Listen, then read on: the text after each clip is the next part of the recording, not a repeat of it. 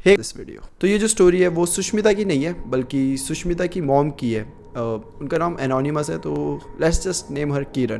तो ये तब की बात है जब सुष्मिता की मॉम छोटी हुआ करती थी, यानी किरण छोटी हुआ करती थी। तो किरण अपने मॉम, डैड और 3 भाइयों के साथ एक घर में रहा करती थी। छोटा सा घर था और वो झांसी में हुआ करता था।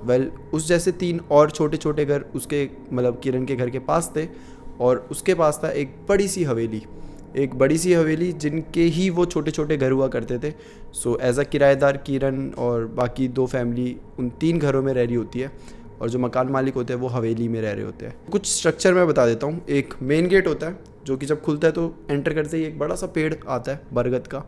पेड़ से थोड़ी सी आगे आप जाओगे तो एक बड़ी सी हवेली आपको दिखेगी, और हवेली के जस्ट बगल में 3 छोटे छोटे घर होंगे, जिनमें से एक में किरण रह रही होती है और जो बाकी 2 घर होते हैं उसमें भी 2 फैमिलीज रह रही होती है। तो किरण जब भी उस पेड़ से, जो बरगद का एक बड़ा सा पेड़ था, उसके पास से गुजरती थी ना, तो हमेशा उनको ना बहुत नेगेटिव एनर्जी, मतलब नेगेटिव वाइब्स आती थी। ऐसा लगता था जैसे आसपास कुछ तो है, बट वो किसी को बताती नहीं थी। तो ऐसे करते करते वहाँ से काफ़ी दिन गुजर गए थे। बट हर दिन जब भी उस पेड़ के आसपास, मतलब कहीं पे भी आसपास रहो, खेलो या वहाँ से गुजरो, किरण को हमेशा आभास होता था कि कुछ तो यहाँ गड़बड़ है, कुछ तो यहाँ नेगेटिव है। तो अब ऐसे ही कुछ दिन बीत जाते हैं। तो क्या होता है कि एक रात को लाइट चले जाती है। झांसी में बहुत लाइट जाया करती थी, और उस टाइम ऐसे इन्वर्टर ये सब भी नहीं होते थे, तो लोग ऐसे बाहर आ जाते थे घर के। तो जब लाइट जाती है तो किरण और जो बाकी 2 घर होते हैं उनमें भी जो मतलब औरतें होती है वो आ जाती है, और मकान मालकिन भी आ जाती है। तो ये सब अब बैठे हैं ऐसे मतलब पार्क साइड में, और ऐसे बातें कर रहे हैं, और इनके जस्ट सामने वो पेड़ है। तो ये सब क्या करते हैं कि अब रात पूरी हो गई होती है, अंधेरा हुआ होता है, तो ये क्या करते हैं कि एक मशाल होती है जो कि मकान मालकिन के पास होती है, वो लाती है, वो मशाल ऐसे पेड़ के पास रखती है और बोलती है हम इसे जला देते हैं, थोड़ा सी रोशनी हो जाएगी तो सही रहेगा। जब भी वहाँ पे लाइट जाया करती थी उस एरिया में, हमेशा ये लोग यही करते थे कि मशाल लगा दिए पेड़ के पास और वो जला दिया, ताकि सब जगह थोड़ी थोड़ी रोशनी आती रहे। तो इस रात को भी सेम ऐसा ही होता है। सब यहाँ बैठे हुए हैं, मकान मालकिन आगे जाती है, वो मशाल जलाने की कोशिश करती है, और जब जला के वो वापस आती है, ग्रुप में बैठती है, तो वो बोलती है कि यार कुछ अजीब सा हुआ। तो सब पूछते क्या हुआ, तो वो बताती है कि जब मैं वहाँ पे आग लगा रही थी तो मुझे ऐसा लगा जैसे किसी ने मेरा हाथ ऐसे खींचा है अपनी साइड, बट जैसे मैंने आगे पीछे देखा कोई भी नहीं था, और पता नहीं शायद मेरा वहम था कि क्या था, तो मतलब मुझे ऐसा लगा। फिर वो वहाँ सब बैठे और वही डिस्कशन कर रहे हैं। अभी डिस्कशन थोड़ी सी हुई थी, ज़्यादा हुई नहीं थी कि लाइट वापस आ जाती है तो सब बोलते चलो चलो अब रात भी हो गई, ऐसा करते हैं चलते हैं सोने चलते हैं। तो वो डिस्कशन वहीं ख़त्म ही नहीं हो पाई, बस ऐसे थोड़ी सी बातचीत हुई थी कि हाँ ठीक है वहम हो सकता है ये वो, और लाइट आती है, सब अपने घर चले जाते हैं। फिर एक दिन क्या होता है, अभी शाम के 7 या 7:30 कुछ बज रहे होते हैं, तो किरण और किरण के जो 3 भाई होते हैं वो वहीं खेल रहे होते हैं, आसपास पेड़ के आसपास खेल रहे होते हैं। तो एकदम से किरण को ऐसा लगता है कि पेड़ के पास कोई काली कलर की परछाई है जो कि ऐसे खड़ी है और उन्हें देख रही है। फिर किरण ध्यान से उस पेड़ को देखती है तो वहाँ पे कुछ नहीं होता, बट किरण इस बार ये बातें इग्नोर नहीं करती, वो जाके अपनी मम्मी को ये सब बता देती है। और किरण की मम्मी उसी टाइम उन सब बच्चों को बोलती है कि दिया बात के टाइम कोई भी बाहर नहीं जाएगा।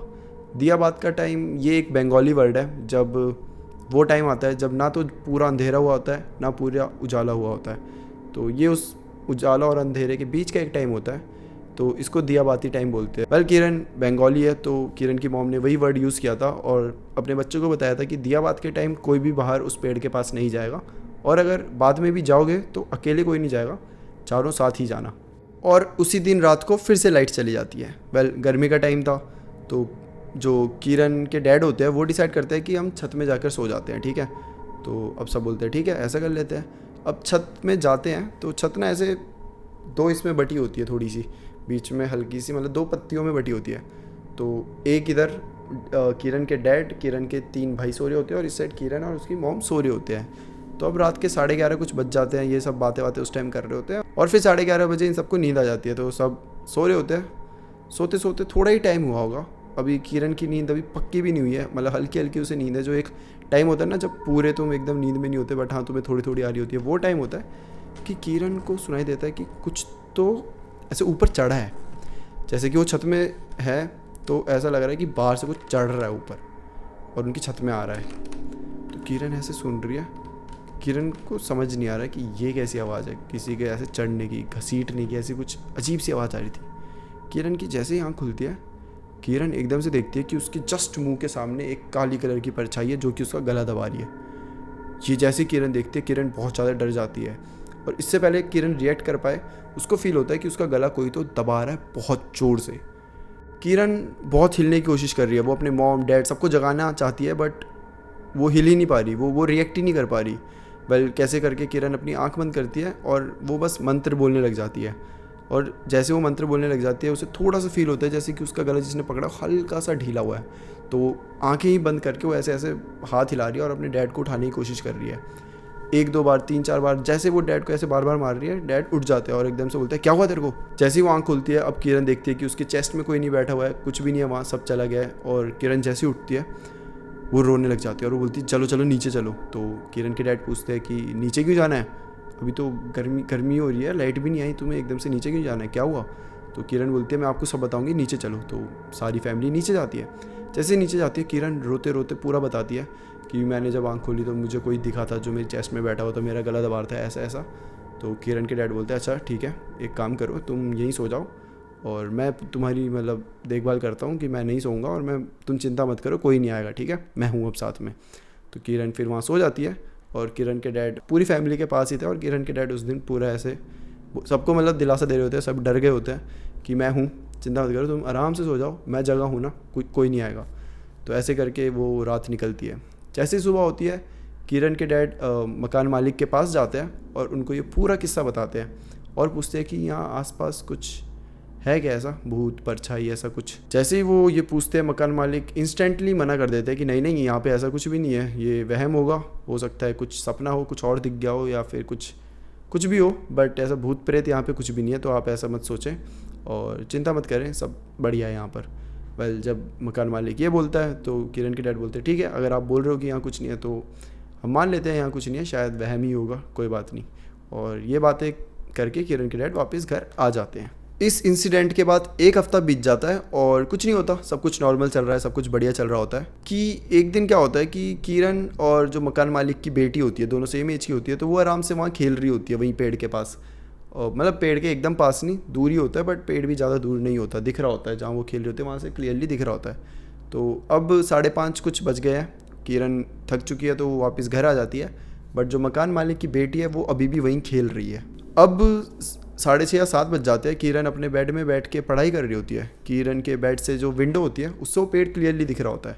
तो वो पढ़ाई करते करते ऐसे विंडो की साइड देखती है तो वो देखती है कि वो मकान मालिक की जो बेटी है वो वहाँ पे अभी भी खेल रही होती है।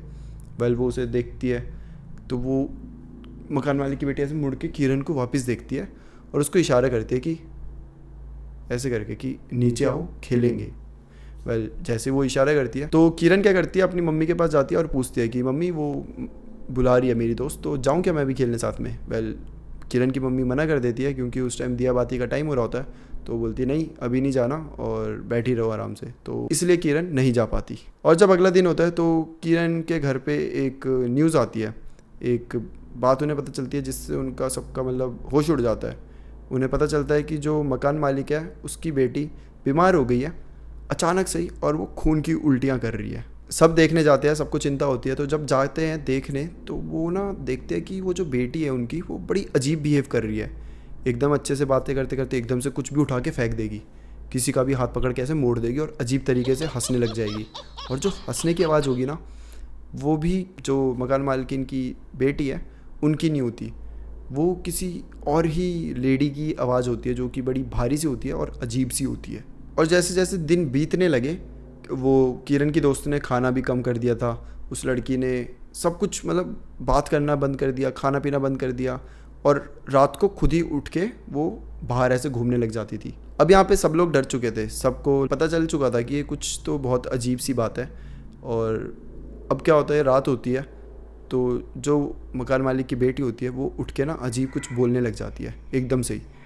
तो मकान मालकिन पास जाके सुनती है तो वो सुनती है कि वो जो बोल रही होती है वो एक अजीब सी औरत की आवाज़ में बोल रही है और वो रो रही है, तड़प रही है, मतलब ऐसा लग रहा है कि कोई उसे टॉर्चर कर रहा है, उस वे में बोल रही थी।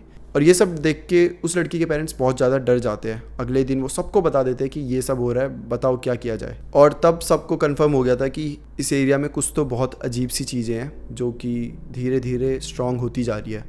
तो अब क्या करते हैं कि मकान मालिक सबसे पहले एक मौलवी साहब को बुलाते हैं ये सब ठीक करने के लिए। तो मौलवी साहब जब आते हैं तो वो पूरे घर का एक चक्कर लगाते हैं, उनके पूरे महल का, और उसे लगाने के बाद वो जो बाकी 3 घर होते हैं छोटे छोटे, उनके भी ऐसे गोल गोल घूम रहे होते हैं। ये सब करने के बाद वो उस लड़की को देखते हैं जो किरण की दोस्त होती है, उसे देखते हैं, और उसे देखते ही वो बोल देते हैं कि इस लड़की पर एक काली शक्ति का साया है। और फिर मौलवी साहब और भी ऐसे पूरा मतलब पूरे एरिया का चक्कर मार रहे होते हैं, तो वो पेड़ के पास आते हैं। वो पेड़ को देखते हैं तो उन्हें बहुत नेगेटिव एनर्जी वहाँ पे फील होती है। वो जाते हैं पेड़ के पास और मंत्र वंत्र जो भी पढ़ते हैं वो पढ़ने लग जाते हैं। जैसे वो ये करने लग जाते हैं, पेड़ की एक बड़ी सी टहनी उनके जस्ट मतलब ऊपर ही समझ लो, अगर मौलवी साहब थोड़ा सा पीछे नहीं हुए होते तो थोड़े से पीछे होते हैं मौलवी साहब, और जस्ट ऐसे पैर पे गिर जाती है। फिर मौलवी जी बताते हैं कि यहाँ पर इस पेड़ पर एक औरत का साया है, और जब ये पेड़ बना नहीं था तब उससे पहले यहाँ पे उसकी डेड बॉडी दफन की गई थी। इसकी डेड बॉडी के ऊपर ही ये पेड़ बना गया है। मौलवी साहब फिर वहाँ पे जाके पूरा अपना जो भी प्रोसीजर होता है, प्रोसेस होता है, वो करते हैं, और फिर थोड़ी देर बाद आके बोलते हैं कि अब आप लोगों को डरने की ज़रूरत नहीं है, वो साया यहाँ से चला गया है और आपकी लड़की भी बहुत जल्दी ठीक हो जाएगी। मौलवी जी आगे ये भी बताते हैं कि अगर आप सबको हिंदू रिवाज में पूजा करानी है, कुछ कराना है, तो आप वो भी करा सकते हैं, बट इस पेड़ के आसपास ही कराइएगा। जब मौलवी साहब ये सब कर रहे होते हैं ना, तो दूसरी साइड उस महल में जो किरण की दोस्त होती है वो बेहोश हो जाती है, और जब मौलवी साहब वहाँ से जाते हैं तब उसको वापस होश आता है। बट इस बार जब होश आता है तो वो एकदम ठीक हो गई होती है।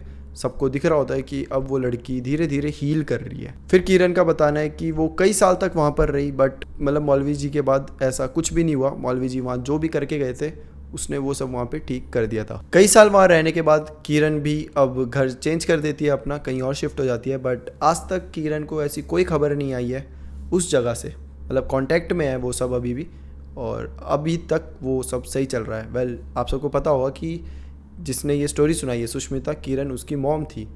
तो आई गेस इस बात को 40-50 साल तो हो गए होंगे मे बी। तो मतलब ये तब की बात है और अभी तक सब कुछ सही चल रहा है।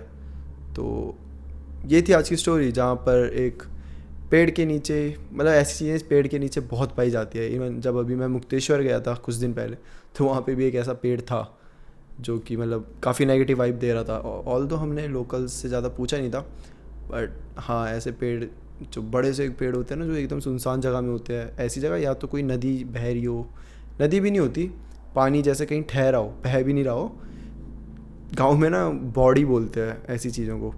तो वहाँ पे भी काफ़ी टाइम मैंने ऐसा देखा है, मैंने नोटिस किया है, और लोगों से भी ये सुना है कि ऐसी जगह वास होता है ऐसी चीज़ों का। तो अगर आपके भी आसपास कोई ऐसा पेड़ हो जहाँ पे आपको नेगेटिव वाइब्स आ रही हो, तो कोशिश करना वहाँ मत ही जाना, क्योंकि देख लो वहाँ जाके क्या ही होता है। तो या that's it for today guys. I hope कि आपको वीडियो अच्छी लगी हो, और अगर अच्छी लगी होगी तो आप भी अपनी कोई स्टोरी शेयर कर सकते हो। बट हाँ, एक और बात, अगर स्टोरी शेयर कर रहे हो तो प्लीज़ मतलब इतनी लंबी हो कि मैं मतलब वो सुना सकूँ कभी, क्योंकि आजकल क्या हो रहा है, कुछ स्टोरीज़ मेरे पास इतनी छोटी सी आ जाती है बस कि अगर मैं उस पर वीडियो बनाऊँ तो मुश्किल से 3 मिनट या 4 मिनट की वीडियो बनेगी। तो मेरे को मतलब मना करना अच्छा नहीं लगता ना कि यार आपकी स्टोरी अच्छी नहीं है। स्टोरी सबकी अच्छी होती है, सबका एक्सपीरियंस है। तो या ये एक और चीज़ थी, मैसेज है जो मुझे कन्वे करना है कि अगर आप मुझे स्टोरी देते हो और मैं अगर नहीं सुना पा रहा, तो ऐसा मैं सोच रहा कि आपकी स्टोरी अच्छी नहीं है, इंटरेस्टिंग नहीं है। इट्स जस्ट दैट कि मुझे मतलब थोड़ी लॉन्ग स्टोरी चाहिए होती है, तो थोड़ा डिटेल में ही दिया करें। तो बस यही मुझे बताना था कि बुरा मत मानना अगर मैं आपकी स्टोरी शेयर नहीं कर पा रहा। तो आपकी सबकी स्टोरी अच्छी होती है, सबका अपना एक्सपीरियंस है ऑब्वियसली, बट वही है, थोड़ी सी मुझे लॉन्ग स्टोरी चाहिए होती है और थोड़ी सेम ना हो। पिछली वीडियोस, बहुत सारी वीडियोस बन गई है, तो बहुत से ऐसे एक्सपीरियंस होते हैं जो सेम होते हैं, इसलिए मैं वो बना नहीं पाता। तो या that's it for today guys. फिर मिलते हैं हम किसी और टॉपिक के साथ, तब तक के लिए bye bye and take care.